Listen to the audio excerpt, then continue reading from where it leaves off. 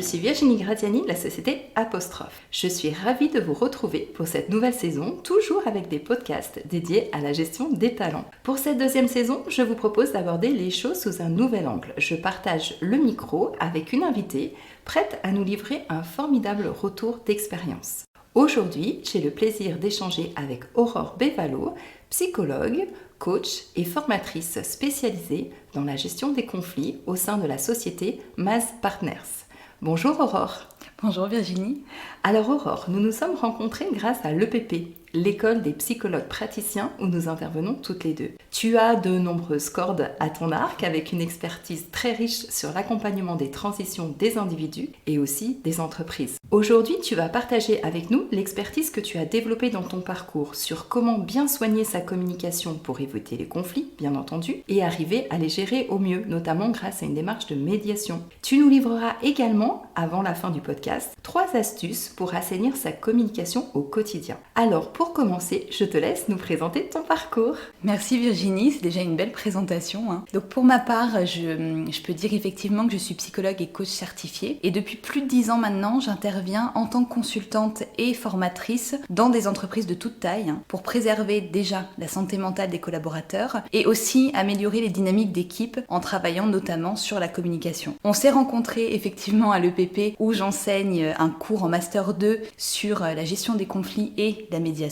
Et j'ai récemment cofondé, comme tu le disais très très bien, l'entreprise Maz Partners avec 2 associés qui proposent justement du conseil aux entreprises. Super. Quels sont les défis pour lesquels les entreprises te sollicitent aujourd'hui sur cette thématique justement de gestion du conflit? Alors il faut savoir déjà qu'on est actuellement dans une phase où on a traversé beaucoup de crises quand même en entreprise. Donc ça veut dire aussi que les entreprises doivent être résilientes pour que ça puisse fonctionner et pour qu'elles puissent aussi s'adapter et maintenir leur niveau de performance. Après le Big Quit, on parle aussi de quiet quitting et maintenant même de résentéisme. C'est quand même intéressant tous ces mots-là qui arrivent autour de ce genre de problématiques justement en entreprise. Et les clients donc avec lesquels je travaille, ils ont besoin de mettre en place ce climat de travail sain et efficace pour conserver leurs salariés et leurs performances. Il faut savoir aussi qu'aujourd'hui, on a quand même 4 générations qui cohabitent dans l'espace de travail entre les baby boomers, les générations X, Y, Z et bientôt même la génération Alpha. On a des codes et des habitudes et des cadres de référence pour chacune de ces générations. Si tu parles aujourd'hui à un salarié de 50 ans et plus par exemple, peut-être qu'il te parlera de son attachement à l'entreprise et de sa loyauté. Et encore une fois, je dis peut-être parce qu'il faut aussi parler en fonction des individus. Moi j'aime pas trop mettre tous les gens dans la même case, mais on peut constater ces différences. Alors que sur les générations Y, Z,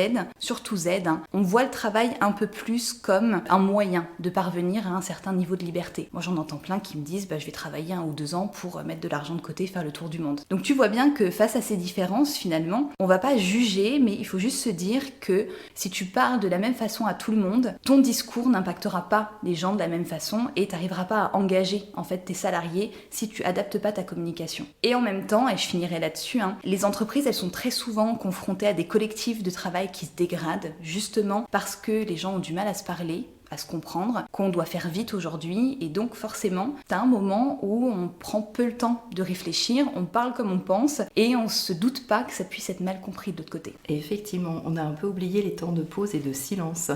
C'est ça. Alors comment les clients viennent-ils à toi? Comment ils te trouvent et comment ils ont idée finalement de faire appel à toi? Parce que je pense que c'est quand même une tendance assez récente dans l'entreprise. Oui, tout à fait. Alors très souvent, j'aimerais bien que mes clients puissent m'appeler plus en prévention. Après, ça c'est un idéal, j'ai envie de dire. Et je le comprends, parce que je suis moi-même entrepreneur, je sais à quel point, en tant que patron, chef d'entreprise, on peut parfois être pris par ses propres objectifs. Il n'empêche que le plus souvent, en fait, les clients font appel à moi en cas de situation de crise. Donc dès qu'il faut gérer peut-être un conflit, faire de la médiation, ou souvent aussi quand le collectif commence à se dégrader. Si on constate qu'il y a beaucoup de conflits, de turnover, une mauvaise image de marque employeur, ça c'est aussi un sujet sur lequel je travaille en ce moment. Quand il y a des plaintes pour harcèlement et violence, là l'entreprise doit réagir vite, parce qu'en plus aujourd'hui il y a quand même des attendus à ce niveau-là, et c'est en général à ce moment qu'on me contacte. Ok. Comment tu les accompagnes précisément justement pour répondre à ces besoins-là? Déjà, avant de commencer, je dirais qu'il ne faut pas diaboliser le conflit.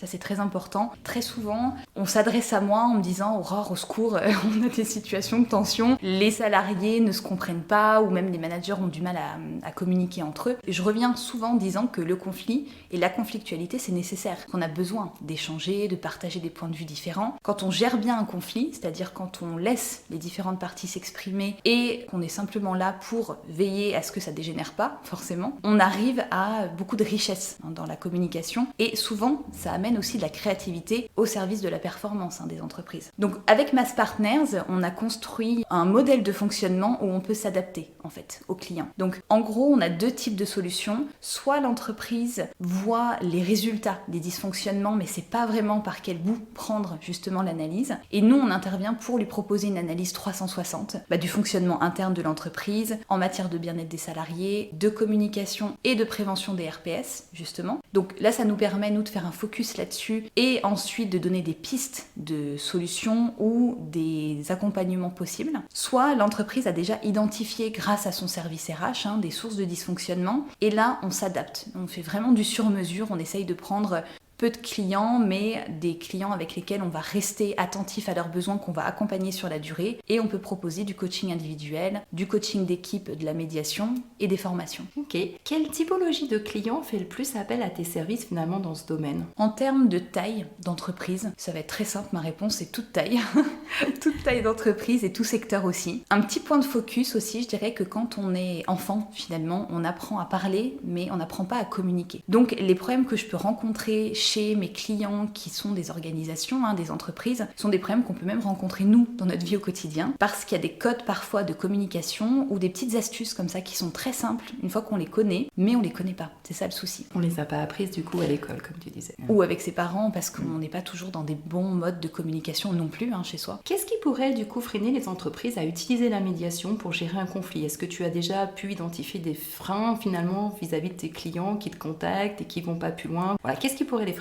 Ce que j'entends le plus souvent, c'est que ça prend du temps. Et en général, les entreprises n'en ont pas, et ça je peux le comprendre, on met son temps au service de sa performance, et puis que ça coûte de l'argent. Donc là, il y a un argument assez clair que je peux donner, c'est que j'aime bien citer des chiffres et des datas, justement, pour appuyer ce que je dis. Et là, il y a un résultat très intéressant de l'Observatoire du coût des conflits, qui est une étude qui a été réalisée en 2021 par Opinionway et All Leaders Initiative, avec le soutien de Topics. En moyenne, cette étude montre qu'un salarié va passer 3 heures par semaine à gérer des conflits. Donc ça fait 20 jours par an à peu près. Donc à peu près un mois pendant lequel le salarié, on est vraiment d'accord là-dessus, n'est pas au service de la performance de l'entreprise parce qu'il passe juste son temps à gérer la communication. Chez les encadrants, attention, ça augmente. On passe à 4 heures par semaine, ça fait quand même 26 jours par an. Et chose très intéressante, ces chiffres sont nettement diminués chez les interrogés qui sont en grande sécurité psychologique. Ça veut dire quoi? Ça veut dire que chez ces personnes qui se sentent écoutées, comprises et qui sentent qu'elles ont droit à l'erreur, donc ils peuvent communiquer librement, eh bien on passe à 1,6 heures par semaine seulement. Donc 10 jours. Après c'est logique, tout ne peut pas être parfait, mais 10 jours par an, je pense que c'est acceptable, contrairement à l'autre chiffre que j'ai donné. Donc je pense que c'est intéressant d'évoquer les choses plus en termes de prévention et de se dire que tout ce temps qu'on prend à ce moment-là, mais c'est du temps gagné pour une longue période après. Comme un investissement finalement sur la future performance. C'est ça. Combien de temps dure un accompagnement en moyenne quand tu utilises tes services au sein des entreprises? Comme on fait du sur-mesure, encore une fois, ça dépend. Je pense que c'est la phrase que mes clients entendent le plus, ça dépend. Je pense qu'en fonction des structures et du nombre de salariés visés par l'accompagnement, il faut vraiment moduler le temps que je vais donner, mais il faut compter minimum 2 mois quand même pour mettre en place l'accompagnement. Un peu plus si on a une analyse 360 à faire, mais on peut partir déjà sur minimum 2 mois. Et avec Mass Partners, ce qu'on fait, c'est qu'on met un point d'honneur à réaliser une analyse qui débouche sur des axes de solutions concrètes. Ensuite, on accompagne le client, s'il est d'accord, bien sûr, dans la mise en place de ces conseils-là, de ces solutions-là. Et l'idée pour moi, c'est de pouvoir être un partenaire de confiance pour mes clients qui s'appuient sur moi, qui me recontactent s'il y a le moindre souci dans ce qu'on a pu évoquer ensemble pour qu'ils puissent se reposer sur ce que je leur propose. Ok, du coup, donc il y a 2 parties, on va dire ça comme ça, la partie diagnostic et la partie suivi suite aux recommandations. Quel est le coût pour chacune des parties? Ça, c'est sur devis, encore une fois. en fonction de la taille et de ce qui est souhaité par le client en termes d'analyse. Ok, et sur la partie accompagnement, formation, j'imagine que là, il y a une prise en charge OPCO possible? C'est possible. Alors, on peut s'adapter au client en fonction de ses besoins. D'accord. En cas de besoin, du coup, comment faire le premier pas pour démarrer un accompagnement avec toi sur ce sujet? Le plus simple, ça reste de me contacter soit par mon site internet Maz Partners ou dans les Qui suis-je, il y a tous les détails sur qui nous sommes, ou mon LinkedIn.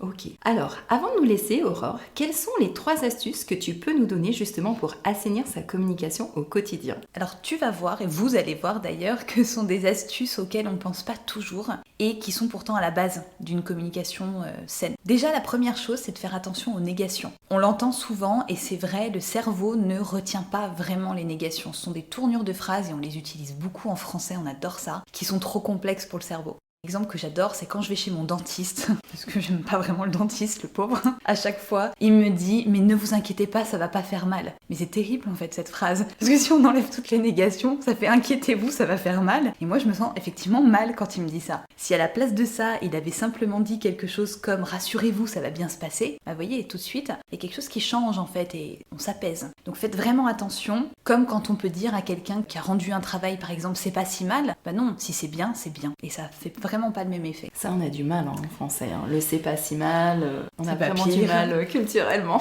En fait, c'est un petit travail, mais effectivement, quand on prend cette habitude-là, même pour nous-mêmes, parce que notre cerveau s'entend parler, un peu comme tout ce qu'on peut faire, OK Google, etc. Là, notre cerveau, c'est pareil. Et vous allez voir que plus vous allez parler positivement, assainir votre discours, et plus ça aura un impact positif aussi sur votre mindset. Le deuxième point, c'est un point qu'on peut développer en formation ou aussi en travaillant sur soi, c'est le fait de développer son assertivité. C'est d'ailleurs une petite parenthèse, une formation qu'on me demande beaucoup en ce moment en entreprise ou même à titre personnel. En fait, il s'agit d'être capable d'affirmer ce que je pense sans écraser l'autre. Et on dit être ni paillasson, ni hérisson, ni polisson. On voit ce que ça veut dire. Donc, en fait, pour ça, il faut être clair avec ses limites, pour pas tomber dans un fonctionnement de type passif-agressif. Je dis ça, mais je dis rien. C'est vraiment le pire qu'on puisse faire. Il y a un outil que j'enseigne aussi souvent à mes étudiants qui s'appelle le DESC. Le DESC, c'est un acronyme. En fait, en français, je vais vous le dire, c'est décrire, expliquer, spécifier, conclure. C'est un outil de communication qui est inspiré de la communication non violente et qui permet de vraiment se baser sur les faits, sur les observations, de décrire ce qu'on ressent, adapté bien sûr au monde de l'entreprise, on ne va pas exprimer toutes ses émotions non plus, de proposer des solutions et de conclure sur une note positive. Et le troisième point, alors attention, là on est dans de la communication et dans des relations aussi interpersonnelles, faites attention au triangle de Karpman. Le triangle de Karpman, c'est, vous savez, ce fameux triangle où on a tendance à se poser parfois dans la relation en victime, en sauveur ou en persécuteur. Et le problème, c'est que si vous rentrez dans ce triangle par un des 3 points, au final vous n'en sortirez pas, parce qu'on finit par tourner.